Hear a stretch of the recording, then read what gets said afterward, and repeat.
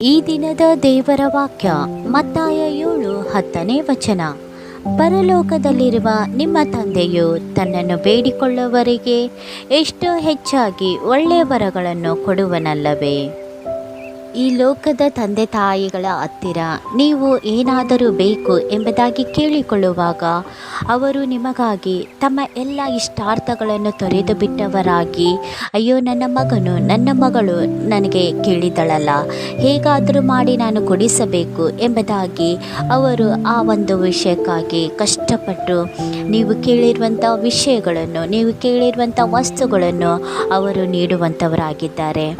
ಈ ಲೋಕದ ತಂದೆ ತಾಯಿಗಳೇ ನಿಮ್ಮನ್ನು ಅಷ್ಟು ಅಪಾರವಾಗಿ ಪ್ರೀತಿ ಮಾಡುವುದಾದರೆ ಪರಲೋಕದಲ್ಲಿರುವಂಥ ಯೇಸು ಸ್ವಾಮಿ ನಿಮ್ಮನ್ನು ಎಷ್ಟು ಹೆಚ್ಚಾಗಿ ಪ್ರೀತಿ ಮಾಡುವಾತನಾಗಿದ್ದಾನಲ್ಲವೇ. ಸತ್ಯವೇದದಲ್ಲಿ ನಾವು ನೋಡಿಕೊಳ್ಳುವಾಗ ಐಗುಪ್ತದಿಂದ ಇಸ್ರಾಯೇಲರು ಅರಣ್ಯ ಮಾರ್ಗದಲ್ಲಿ ಕಾನಾನ್ ದೇಶಕ್ಕೆ ಹೋಗುವಾಗ 40 ವರ್ಷಗಳವರೆಗೆ ದೇವರು ಅವರಿಗೆ ಮನ್ನವನ್ನು, ಎಲ್ಲ ವಿಧವಾದ ಮಾಂಸಗಳನ್ನು, ಅವರ ಪ್ರತಿಯೊಂದೊಂದು ಅವಶ್ಯಕತೆಗಳನ್ನು ಈಡೇರಿಸುತ್ತಾ ಬಂದನು.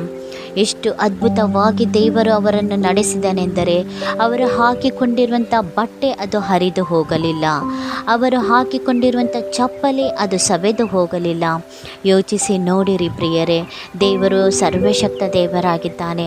ಆತನು ಇಸ್ರಾಯೇಲರು ಎಷ್ಟೋ ಪಾಪ ಮಾಡಿದಾಗಲೂ ದೇವರು ಮನಮರುಗಿ ಅವರನ್ನು ಪರಾಮರಿಸುತ್ತಾ ಬಂದರು.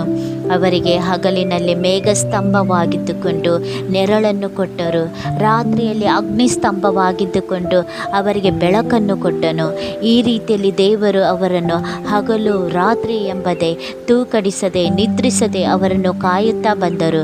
ಎಷ್ಟು ಅದ್ಭುತವಾಗಿ ಅವರನ್ನು ನಡೆಸಿದರು.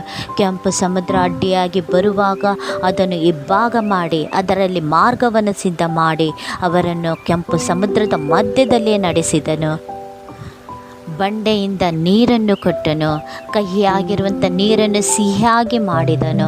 ಪ್ರತಿಯೊಂದೊಂದು ಅವರ ಅವಶ್ಯಕತೆಗಳನ್ನು ಈಡೇರಿಸುತ್ತಾ ಬಂದನು. ಅದೇ ರೀತಿಯಲ್ಲಿ ಈ ದಿನದಲ್ಲಿ ನೀವು ಅಪ್ಪ ತಂದೆ ಎಂಬುದಾಗಿ ಕೇಳಿಕೊಳ್ಳುವಾಗ ದೇವರು ನಿಮ್ಮನ್ನು ಪರಾಮರಿಸುತ್ತಾರೆ.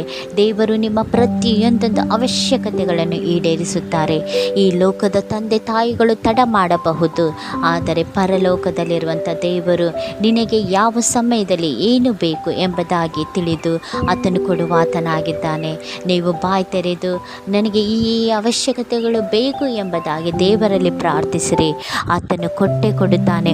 ಕೊಡುವವರೆಗೂ ನೀವು ಪ್ರಾರ್ಥನೆ ಮಾಡಿರಿ, ಎಡೆಬಿಡದೆ ಪ್ರಾರ್ಥನೆ ಮಾಡಿರಿ, ನಿಮಗೆ ಪ್ರತಿಫಲ ಸಿಕ್ಕೇ ಸಿಗುತ್ತದೆ. ಹಾಗಿದ್ದರೆ ಈ ವಾಕ್ಯವನ್ನು ನಂಬುವುದಾದರೆ ನನ್ನೊಟ್ಟಿಗೆ ಹೀಗೆ ಪ್ರಾರ್ಥನೆ ಮಾಡಿರಿ. ಇವೆಲ್ಲವನ್ನು ನೀವು ಹೊಂದಬೇಕಾದರೆ ಪರಲೋಕದಲ್ಲಿರುವಂಥ ತಂದೆಗೆ ನೀವು ಮಕ್ಕಳಾಗಬೇಕು. ಪರಲೋಕದಲ್ಲಿರುವಂಥ ತಂದೆಗೆ ನೀವು ಮಕ್ಕಳಾಗಬೇಕೆಂದರೆ ಆತನನ್ನು ಯಾರ್ಯಾರು ಅಂಗೀಕರಿಸಿದರೂ ಅವರೆಲ್ಲರೂ ನನ್ನ ಮಕ್ಕಳು ಎಂಬುದಾಗಿ ದೇವರ ವಾಕ್ಯ ಹೇಳುತ್ತದೆ. ಆದ್ದರಿಂದ ಯೇಸು ಕ್ರಿಸ್ತನೇ ಈ ಲೋಕದ ಸತ್ಯ ದೇವರು. ಯೇಸು ಕ್ರಿಸ್ತನು ನಮಗೋಸ್ಕರ ನಮ್ಮ ಪಾಪಗಳಿಗಾಗಿ ತನ್ನ ರಕ್ತವನ್ನು ಸುರಿಸಿದ್ದಾನೆ ಎಂಬುದಾಗಿ ನೀನು ಹೃದಯದಿಂದ ನಂಬಿ ಬಾಯಿಂದ ಅರಿಕೆ ಮಾಡುವುದಾದರೆ ನೀನು ದೇವರನ್ನು ಅಂಗೀಕರಿಸಿಕೊಳ್ಳುತ್ತಿ. ಆಗ ನೀನು ದೇವರ ಮಗಳಾಗುತ್ತಿ ಮತ್ತು ದೇವರ ಆಶೀರ್ವಾದಗಳನ್ನು ನೀನು ಹೊಂದಿಕೊಳ್ಳುತ್ತಿ. ಆದ್ದರಿಂದ ಪ್ರಿಯ ದೇವಜನರೇ, ಈ ಸಮಯದಲ್ಲಿ ನೀವು ದೇವರನ್ನು ನಿಮ್ಮ ತಂದೆಯಾಗಿ ಒಪ್ಪಿಕೊಳ್ಳುವುದಾದರೆ ನನ್ನೊಟ್ಟಿಗೆ ಹೀಗೆ ಪ್ರಾರ್ಥನೆ ಮಾಡಿರಿ. ಅಪ್ಪ ತಂದೆ ಸ್ವಾಮಿ, ಅಪ್ಪ ಎಂಬುದಾಗಿ ನಿನ್ನಲ್ಲಿ ಯಾರ್ಯಾರು ಪ್ರಾರ್ಥನೆ ಮಾಡುತ್ತಿದ್ದಾರೋ ಸ್ವಾಮಿ, ಅಪ್ಪ ಈವರೆಗೂ ಸ್ವಾಮಿ ಕರ್ತನೆ ನೀವು ಅವರಿಗೆ ಅಪ್ಪ ಕರ್ತನೆ ಪೋಷಿಸುತ್ತಾ ಪರಾಮರಿಸುತ್ತಾ ಬಂದಿರುವಂಥ ನಿನ್ನ ಕೃಪೆಗಾಗಿ ಸ್ತೋತ್ರ. ಈ ಸಮಯದಲ್ಲಿ ಅಪ್ಪ ನನ್ನ ಅವಶ್ಯಕತೆಗಳನ್ನು ಈಡೇರಿಸು ಎಂಬುದಾಗಿ ಪ್ರಾರ್ಥನೆ ಮಾಡುವಂಥ ನಿನ್ನ ಮಕ್ಕಳ ಪ್ರತಿಯೊಂದೊಂದು ಅವಶ್ಯಕತೆಗಳನ್ನು ನೀನು ಈಡೇರಿಸಪ್ಪ. ನಿನ್ನ ಪರಲೋಕದ ದ್ವಾರವನ್ನು ತೆರೆಯ ಮಾಡಿ ಅಪ್ಪ, ನಿನ್ನ ಮಕ್ಕಳ ಪ್ರತಿಯೊಂದೊಂದು ಹೃದಯದ ಆಶೆಯನ್ನು, ಅವರ ಅಭಿಲಾಷೆಗಳನ್ನು ನೀವು ಈಡೇರಿಸಬೇಕೆಂಬುದಾಗಿ ಯೇಸುವೆ ನಿನ್ನ ನಾಮದಲ್ಲಿ ಬೇಡಿ ಆಶೀರ್ವಾದ ಹೊಂದಿದ್ದೇನೆ ತಂದೆ. ಆಮೇನ್. ದೇವರು ನಿಮ್ಮನ್ನು ನಿಮ್ಮ ಕುಟುಂಬವನ್ನು ಹೇರಳವಾಗಿ ಆಶೀರ್ವದಿಸಲಿ. ಆಮೇನ್.